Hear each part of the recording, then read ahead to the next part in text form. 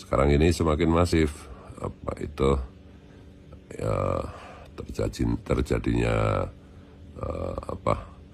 kiriman-kiriman ideologi transnasional gitu, karena adanya disrupsi yang luar biasa ini juga pergerakan kepentingan asing untuk mengacak-acak satu negara, satu bangsa termasuk Indonesia itu juga makin intens, makin masif gitu lewat gerakan radikalisme gitu. Dan terutama juga tanaman-tanaman lama yang sudah mereka lakukan sebelumnya gitu, agenda lama yang sama maksud adalah agenda para Habib Baklawi itu yang ditanam di Indonesia, dijadikan keturunan Nabi, jadi-jadian. Kalau tujuannya sama-sama Allah, kenapa harus saling benci? Orang yang kerjaannya ngadu domba umat Islam, apalagi ngadu domba habaib kiai yang hubungannya selama ini baik, harmonis, luar biasa, disebut sebagai musyahin. Ya, dulu sebelum Indonesia merdeka, saudara, itu salah satu strategi Belanda seperti itu, saudara. Orang dipecah-pecah dengan cara membagi-bagi status sosial. Enggak, ini bukan soal ilmiah, saudara. Kalau soal ilmiah, buku udah selesai. Setelah itu kita nggak butuh pengakuan datangnya dari ulama-ulama besar. Tapi kalau yang nggak percaya, saya doain besok di akhirat mudah-mudahan dikumpulkan mafuat pleret iman munafik, syirir yang bengis, ya ba'du syiqaq yang kerjaannya menebar perpecahan di tengah umat. Wa yuqidu naral adawati bainal mutahabbin, yang kerjaannya menyulut api permusuhan di antara orang-orang yang mencintai karena Allah Subhanahu. Itu musyahin, hati-hati saudara. Muslim sama muslim, adem-adem aja diadu domba, ayante. Kadang-kadang ormas sama ormas, saudara, sama-sama muslim diadu domba, ayaloba. Kadang-kadang majelis sama majelis, saudara, sama-sama muslimnya, sama-sama anak majelis, tapi ngelihat saudaranya yang beda majelis, kayak ngelihat kafir harbi, saudara. Benci, ada ketidaksukaan. Ente ngaji apaan di majelis sampai benci masih sama muslim, saudara? Apa yang kita pelajarin di majelis? Majelis itu perantara kita menuju Allah. Kalau tujuannya sama-sama Allah, kenapa harus saling benci? Betul? Musyahin itu hati-hati, saudara. Kadang-kadang luar biasa antara ormas sama ormas, thariqah sama thariqah, saudara. Ribut. Pengikut wali sama pengikut wali ribut, sama-sama ngikut wali, walinya gak ribut, saudara. Betul atau tidak? Bahkan belakangan ini, saudara, Habib sama kiai diadu domba. Ada orang bangun tidur langsung adu domba habaib kiai kerjaannya sekarang, saudara. Saya mau tanya yang begini, ayah loba. Orang kompak, ayah loba.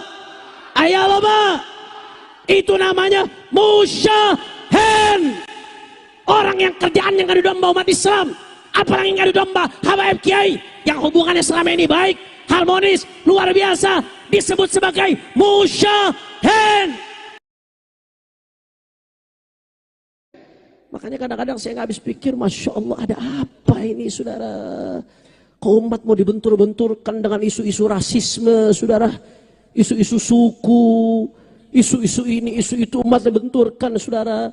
Ya, dulu sebelum Indonesia merdeka, saudara, itu salah satu strategi Belanda seperti itu, saudara. Orang dipecah-pecah dengan cara membagi-bagi status sosial. Anda bisa buka di Wikipedia. Itu Belanda itu membagi-bagi warga menjadi 3 tingkatan. Tingkatan pertama ini dari Belanda nih. Tingkatan pertama orang-orang Belanda sama orang-orang Eropa lainnya, saudara.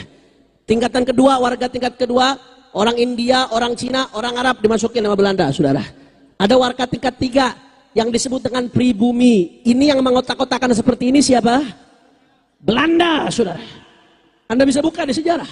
Belanda sengaja mengotak-kotakan seperti itu. Tujuannya buat apa? Supaya ada kecemburuan sosial. Kalau ada kecemburuan sosial, umat nggak bersatu. Kalau umat nggak bersatu, apa yang terjadi? Saudara, Belanda diuntungkan. Belanda menjadi kuat. Indonesia yang dirugikan. Betul. Saya mau tanya, itu kerjaannya siapa? Itu kerjaannya siapa? Belanda, saudara. Begitu Indonesia merdeka. Sebelum Indonesia merdeka, kita kenal yang namanya Sumpah Pemuda. Di Sumpah Pemuda itu kita udah nyatakan kita semua satu. Bahkan ada setelah itu namanya Sumpah Pemuda Arab juga menyatakan melebur satu. Bahkan begitu Indonesia merdeka, kita kenal dengan istilah Bhinneka Tunggal Ika. Apa artinya Bhinneka Tunggal Ika? Walaupun beda-beda suku, beda-beda budaya, beda-beda bahasa, beda-beda warna kulit, bahkan beda agama, kita tetap satu Indonesia. Betul tidak? Betul tidak? Kok tahu-tahu ada yang mau ngajak balik ke sebelum merdeka lagi, saudara? Orang mau dipecah belah dengan isu rasisme, mau dipecah belah dengan isu suku, saudara. Mau dibentur-benturkan, sama-sama anak Indonesia. Siapa ini kerjaannya? Saudara, kebencian rasisme atas nama suku dan lain sebagainya, apapun wajahnya, saudara, selain itu dilarang oleh agama, selain dilarang oleh undang-undang negara, itu dianggap sebagai pidana. Ada undang-undang yang menyatakan hukum pidana buat mereka yang mengutarakan kebencian atas nama suku, rasisme, saudara. Tapi nggak sampai di situ, saudara. Kebencian rasisme atas nama suku bahkan dikecam oleh dunia. Ente kalau nonton Liga Champion, tahu Liga Champion? Hah? Bentar lagi Madrid lawan City playoff. Liga Champion. Itu kalau Liga Champion kadang-kadang di pinggir-pinggir lapangan tuh ada gambar-gambar. Sponsor-sponsor ada tulisan say no to rasisme. Jadi kalau nonton Liga Champion ada tuh. Itu nontonnya Liga Zimbabwe sih. Say no to rasisme, anti rasisme. Artinya apa? Jangankan masyarakat muslim, orang Eropa sekalipun, Amerika sekalipun, berbagai belahan dunia sudah muak yang namanya ujaran kebencian atas nama suku. Makanya saya kasih contoh sekarang di Spanyol. Kalau ada pemain misalkan berkulit hitam, saudara, yang dari suku tertentu kemudian diejek-ejek oleh orang kulit putih, itu bisa dipidana, saudara. Itu dikecam rame-rame oleh media, oleh lain sebagainya. Kenapa? Karena memang kebencian atas nama suku, rasisme merupakan tindakan primitif yang tidak sesuai dengan adab manusia, saudara. Betul? Betul? Makanya udah gak nyambung, udah bukan zamannya. Umat diadu domba, habaib kiai diadu domba dengan kebencian-kebencian rasisme, saudara. Kebencian-kebencian atas nama suku lah, saudara. Kebencian-kebencian bawa-bawa masalah nasab lah, saudara. Babagik. Masya Allah, saya sampaikan ini karena cinta, saudara. Enggak, ini bukan soal ilmiah. Kalau soal ilmiah, udah clear. 2 kali kami ajak diskusi dengan baik-baik, orangnya nggak datang, saudara. Udah kelar kalau soal ilmiah. Enggak, ini bukan soal ilmiah, saudara. Kalau soal ilmiah, buku udah selesai. Setelah itu kita nggak butuh pengakuan. Pengakuan datangnya dari ulama-ulama besar, dari Ibnu Hajar Al-Haytami, dari Imam Murtada Az-Zabidi. Emang mereka orang-orang bodoh. Mereka orang-orang nggak ngerti, saudara. Urusan masalah nasab habaib yang ramai belakangan-belakangan ini. Enggak, udah selesai. Kalau setelah itu masih ada yang nggak percaya, sabodo teing, saudara. Gampang, nggak ribet-ribet. Mereka yang percaya kepada habaib, saya doakan mudah-mudahan besok di akhirat dikumpulkan sama Habib Abdullah Al-Haddad. Dikumpulkan sama Habib Umar bin Abdurrahman Al-Attas, dikumpulkan sama Habib Umar bin Hafid, dikumpulkan sama Habib Saleh Masyatiri, dikumpulkan sama Habib Gures Baharun, dikumpulkan sama ulama-ulama kita. Amin ya Rabbal. Tapi kalau yang nggak percaya, saya doain besok di akhirat mudah-mudahan dikumpulkan sama Fuad Pleret, Imat, Mama Gupron. Amin. Amin. Gitu aja kok ribut. Betul atau tidak? Betul atau tidak? Terserah masing-masing, saudara, nggak usah ribut. Lakum dinukum waliyadin, sungguh terlalu. Nggak usah bakal ribut. Habib kiai diadu domba. Makanya saya katakan enggak, ini bukan soal ilmiah. Kalau ilmiah udah kelar. Ini bukan soal ilmiah, bukan soal kajian. Ini soal kebencian. Ini soal kedengkian. Ini sadar atau tidak, ini adu domba sesama anak bangsa, saudara. Betul? Betul? Ini adu domba sesama anak bangsa, saudara. Habaib sama kiai dibikin ribut, umatnya dibikin ribut. Judi online-nya makin merajalela, saudara. Habaib sama kiai dibikin ribut, judi online makin gila-gilaan. Anda tahu data dari PPATK, itu perputaran uang haram dari judi online 1 tahunnya lebih dari 300 triliun, saudara. Sampai anak-anak kecil yang main judi online, jumlahnya lebih dari 190.000 anak-anak kecil di bawah umur main judi online. Judi gila-gilaan, mulai dari rakyat sampai pejabat, mulai dari umat sampai santri, sampai ustadz. Saya tahu ada yang kena judi online, saudara. Terus Habib Mekianya disuruh ribut urusan nasab. Umat yang belum bisa baca Quran masih banyak, yang belum sholat masih banyak. Terus Habib Kiai disuruh ribut, saudara. Disuruh tutup mata. Narkoba makin gila-gilaan merajalela. Lebih dari separuh isi penjara di Indonesia yang sudah overload ini. Penjara Indonesia sudah overload, saudara. Ini keterangan dari Kemenkumham. Penjara di Indonesia itu sudah lebih di atas muatannya. Kalau satu penjara muatannya harusnya 10 orang satu kamar, jadi 20 orang bisa-bisa satu kamar, saudara. Saking overloadnya. Lebih dari 50% isi penjara di Indonesia itu adalah kasus narkoba. Luar biasa. Terus Habaib Kiai ini disuruh ribut urusan nasab, saudara. Diadu domba urusan suku, rasisme. Apa ini, saudara? Kegilaan macam apa yang kita lakukan? Siapa dalang di balik ini, saudara? Habib Kiai disuruh ribut urusan nasab. Korupsinya makin gila-gilaan. Lu gila, saudara. Korupsi 271 triliun. Penjaranya 6 tahun setengah. Edante. Korupsi 270 orang Kuningan tahu 271 triliun. Itu 271 triliun kalau dibeliin seblak Kuningan tenggelam seblak, saudara. 271 triliun. Penjaranya 6 tahun. Saya mau tanya orang Kuningan, ente dikasih 271 triliun, di penjara 6 tahun setengah, mau nggak? Wah, tampang-tampang napi nih. Habaib Kiai diadu domba, uang negeri dirampok. Korupsinya makin gila-gilaan. Habaib Kiai diadu domba. Laut dipagerin, saudara. Tahu Firaun? Tahu Firaun? Sejahat-jahatnya Firaun nggak pernah magerin Laut Merah. Laut dipagerin. Air ada sertifikatnya. Edante. Ente kalau ketemu kali buru-buru sertifikatin, saudara. Sebelum disertifikatin orang. Ini nggak main-main urusan kedaulatan rakyat, kedaulatan bangsa, kedaulatan negara. Anda tahu, saudara, pantai, yang namanya pantai itu kalau dikuasai, saudara, keluar masuk negara lewat bandara bisa diawasi. Keluar masuk negara lewat pelabuhan bisa diawasi, saudara. Tapi kalau keluar masuk negara, pantai dikuasain sepanjang-panjangnya, siapa yang bisa menguasai kalau dia keluar masukkan senjata, saudara? Siapa yang bisa menguasai kalau ada yang keluar masukkan narkoba, saudara? Siapa yang bisa mengawasi kalau ada yang mengeluar masukkan obat-obatan terlarang, saudara? Ini soal kedaulatan negara. Kita cinta NKRI. Kedaulatan kita mau diobok-obok. Pantai kita mau diampok. Tapi Habaib Kiai diadu domba. Disuruh ngurusin hal yang tidak penting. Musyahin. Ini namanya musyahin.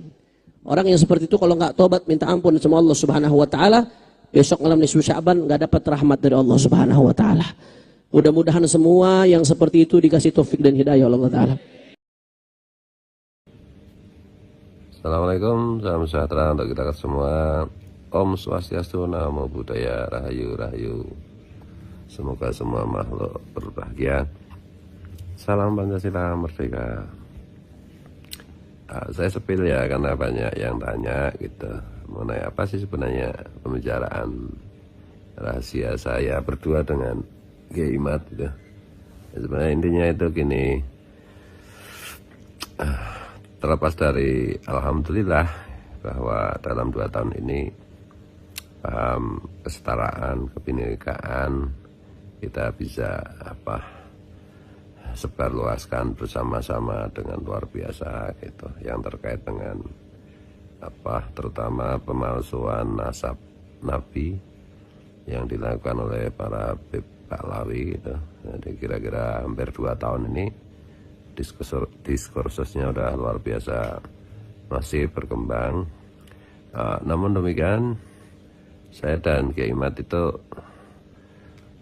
berpikiran bahwa rasa-rasanya belum cukup dengan pergerakan-pergerakan ini dalam kerangka kita lebih menjaga Pancasila dan Bhinneka Tunggal Ika gitu.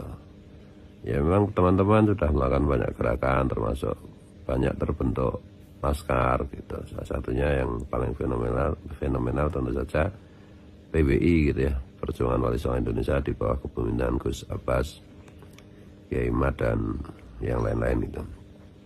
Juga ada LASNU yang saya pasrahkan ke Gus KRT Fakih, ada Lasmara, dan udah di mana-mana juga ada pergerakan luar biasa ya, termasuk di Kalimantan gitu. di Sulawesi, di ini. Namun demikian perlu akselerasi itu ditingkatkan gitu. Nah, kita sepakat dengan Kiai Imad bahwa pergerakan secara kultural itu harus lebih diintensifkan, itu termasuk kemungkinan untuk kita spill ke dunia politik gitu, meskipun beberapa kali kita udah Pilpres kemarin gitu, misalnya kita bisa istilahnya menunggangi isu politik untuk kepentingan kebangsaan gitu. Jadi kalau biasanya politik itu menunggangi, alhamdulillah kemarin tuh pergerakan kita itu justru kita bisa menunggangi politik praktis untuk kebutuhan politik kebangsaan, untuk kebutuhan kejayaan Pancasila. Karena bagaimanapun juga sekarang ini semakin masif terjadinya kiriman ideologi transnasional gitu. Karena adanya disrupsi yang luar biasa ini juga pergerakan kepentingan asing untuk mengacak-acak satu negara, satu bangsa termasuk Indonesia itu juga makin intens, makin masif gitu lewat gerakan radikalisme gitu. Dan terutama juga tanaman-tanaman lama yang sudah mereka lakukan sebelumnya gitu, agenda lama yang sama maksud adalah agenda para Habib Bahlawi itu yang ditanam di Indonesia, dijadikan keturunan Nabi jadi-jadian. Karena sekarang kan Habib Bahlawi kan jelas tidak bisa menjawab kenyataan bahwa mereka memang betul-betul bukan keturunan Nabi. Bahkan mereka orang Quraisy saja bukan, orang Arab saja bukan, apalagi kok keturunan Nabi, sangat mustahil gitu. Baik secara kajian sejarah maupun kajian ilmu genealogi atau ilmu biologi atau DNA itu mereka kan habul-habulnya G.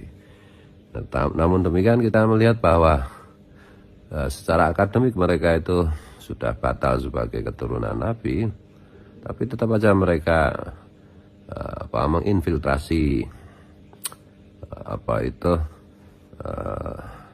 di dunia politik maupun di dunia kultural gitu, sehingga akibatnya bahkan sampai hari ini hampir 2 tahun aja kan media mainstream itu ketakutan atau menjadi banci menghadapi ini.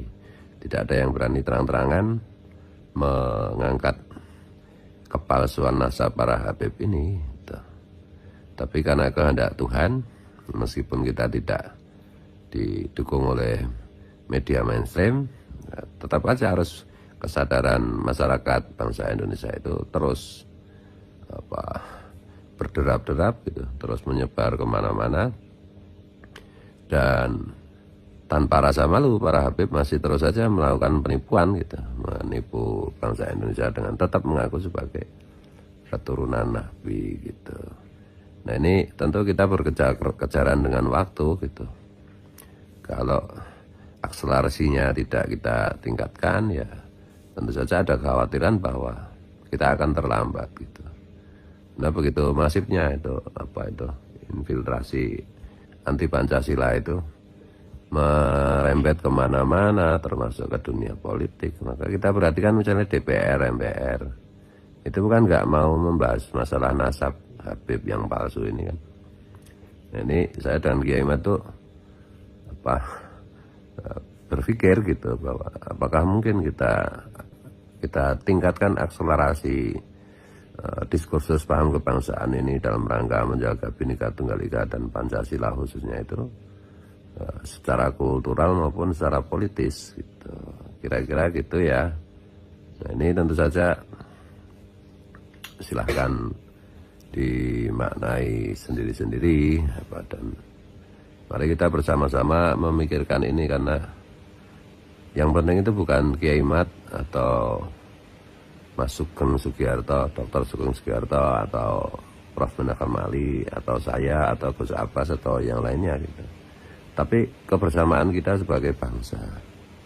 Karena kita hanya benar-benar mengandalkan pertolongan Tuhan yang Maha Kuasa, pertolongan Tuhan yang Maha Benar, pertolongan Tuhan yang Maha mengasihi, terutama kepada bangsa kita selama ini. Dan ini jangan sampai kita kendor, karena ini demi anak cucu.